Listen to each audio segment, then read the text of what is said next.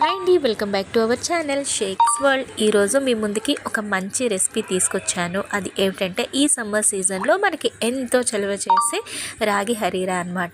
ఈ రాగి హరీరా హెల్త్కి కూడా చాలా మంచిది, అంతేకాకుండా బాడీకి కూడా చాలా మంచి కూలింగ్ అయితే ఇస్తుంది. దీనికోసం కావాల్సిన ఇంగ్రీడియంట్స్ అయితే చూపిస్తాను, ఒకసారి చూసేయండి. రాగులు, బాదం, ఎండు ఖర్జూరం, గోధుమలు, ఎండు కొబ్బరి, రైస్, ఇంకా ఇందులోనే మనం కాజు కూడా వేసుకోవచ్చు. నేను ప్రస్తుతానికి కాజు అయితే స్కిప్ చేస్తున్నాను. ఈ ఇంగ్రీడియంట్స్ మొత్తాన్ని చక్కగా ఒకదాని తర్వాత ఒకటి నేను వీడియోలో చూపిస్తున్నాను కదా, ఇలా మొత్తం ఒక బౌల్ తీసుకొని అందులో వేసి తర్వాత 1-2 సార్లు వాష్ చేసి ఒక 4 to 6 hours అయితే నానబెట్టేసుకున్నాము. నేను 12 అలా నానబెడుతున్నాను. ఇక ఈవినింగ్ చేయడం కోసమని నేను నానబెట్టుకుంటున్నాను అనమాట.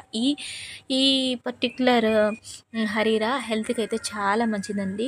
వేడి చేసిన వాళ్ళకి వెంటనే వేడైతే తగ్గిస్తుంది. ఇక ఈ రెసిపీ మీ ఇంట్లో మీరు కూడా తప్పకుండా ట్రై చేయండి, చాలా టేస్టీగా ఉంటుంది. హెల్త్ బెనిఫిట్స్ కూడా చాలా ఉన్నాయి. ఇక ఈవినింగ్ అయిందనమాట. ఈ వీడియో నేను షూట్ చేసేటప్పుడు మొత్తం వీడియోలో చూపిస్తున్నట్టుగా బాదం మీద ఉన్న పొట్టంతా తీసేసుకున్నాను. తర్వాత ఎండు ఖర్జూరంలోని గింజలు అయితే తీసుకున్నాను. చూస్తున్నారు కదా, ఇవి బాగా నానటం వల్ల చక్కగా వీటైతే మనం వలుచుకుంటున్నాం అనమాట.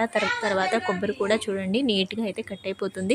మీ దగ్గర ఒకవేళ పచ్చి కొబ్బరి ఉంటే ఓకే అండి, పచ్చి కొబ్బరి వేసేచ్చు. ఇక తర్వాత ఇందులోనే రాగులు, ఇంకా రైస్, తర్వాత గోధుమలు ఉన్నాయి కదా, ఇవి పక్కన పెట్టుకొని ముందు ఈ నట్స్ని మనం మిక్సీ పట్టుకుందాము. ఇవి కొంచెం మిక్సీ పట్టిన తర్వాత ఇందులోనే మిగిలినవన్నీ కూడా వేసుకొని కొంచెం వాటర్ యాడ్ చేసుకొని మిక్సీ అయితే పట్టుకుందాము. ఇలా మిక్సీ పట్టుకున్న తర్వాత వీటిని మనం ఒక స్ట్రైనర్ సహాయంతో వీటిలోని పాలన్నీ స్ట్రెయిన్ చేసుకోవాలన్నమాట.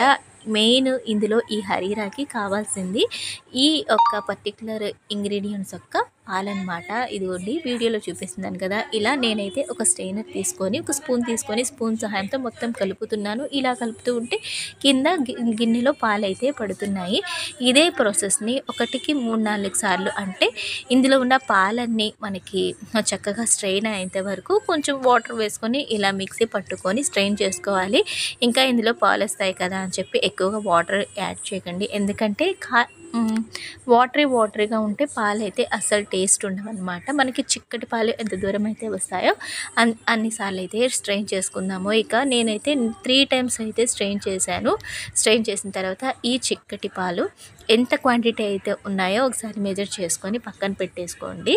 తర్వాత ఈ హరీరా తయారు చేయడం కోసం ఒక దీక్ష అయితే తీసుకున్నాను. దీక్ష కొంచెం వేడెక్కిన తర్వాత అందులోనే ఒక 2 tablespoons ఆఫ్ ఘీ అయితే యాడ్ చేస్తున్నాను. ఈ ఘీ కొంచెం హీట్ ఎక్కిన తర్వాత ఇందులోనే మనం స్ప్లిట్ చేసి పెట్టుకున్న క్యాష్యూ నట్స్ అయితే వేసుకోవాలి. నేను ఇందాక ఎందుకు స్కిప్ చేశాను అంటే, ఇలా క్యాష్యూ నట్స్ మనకి మళ్ళీ తడకాల వేయచ్చు కదా అని చెప్పి అయితే స్కిప్ చేశాను అనమాట.